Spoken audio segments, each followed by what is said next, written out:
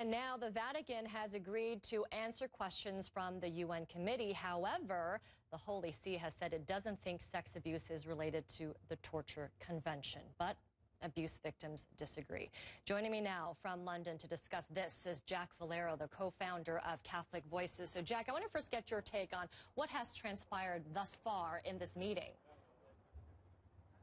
Well, obviously the Catholic Church takes child abuse very seriously, as was shown in January when it gave a big report. And it has had a decade of abuse reform, which started with Benedict, with all the guidelines that he imposed. And we now have in the UK and in the USA the guidelines which are best in the world, best of any organization. And the Vatican wants these kind of guidelines to be implemented all across the world. Some countries are taking their time and it's too slow, but the process is ongoing. And the latest thing is that Pope Francis has established a commission of 8 people, 4 of whom are women, to look at this problem. For me, the most interesting thing of all has been how he has not told them what they should do, but he has given them a free hand and say, look, you look at the Catholic Church, the history of what has happened in the past and what we have done to remedy it, and you tell us what else we must do. It's obviously work in progress, but what the Commission is looking at is what the future is like. And among the people in the Commission is Marie Collins, a victim herself of abuse from Ireland. And she said, they had their first meeting last week, Friday and Saturday, and she came out saying, well, she's full of hope that this committee will do something new. And so do you believe with the arrival of Pope Francis that this will usher in new change, more change when it comes to the child sex abuse crisis? Well, he's continuing the reforms of Pope Benedict in terms of guidelines and the legal thing and cooperation with the civil authorities, which is now the norm everywhere in the world.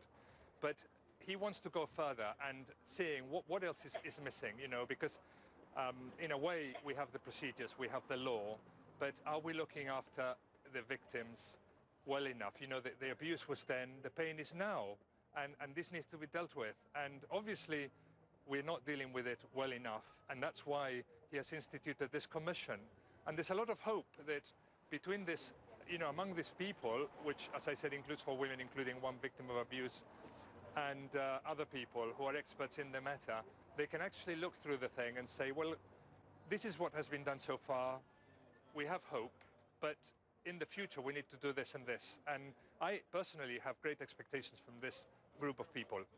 So tell us more about this commission set up by Pope Francis. How exactly and specifically is this commission addressing child sex abuse?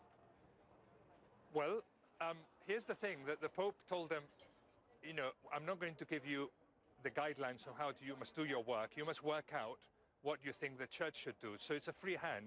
So that's really good. But remember that the guidelines that were implemented for example, here in the UK, they were put in place in 2001 and in the United States in 2002.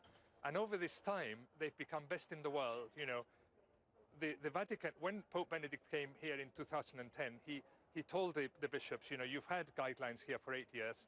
We want these guidelines to be applicable all around the world, and we're telling the bishops all around the world to do the same as you did.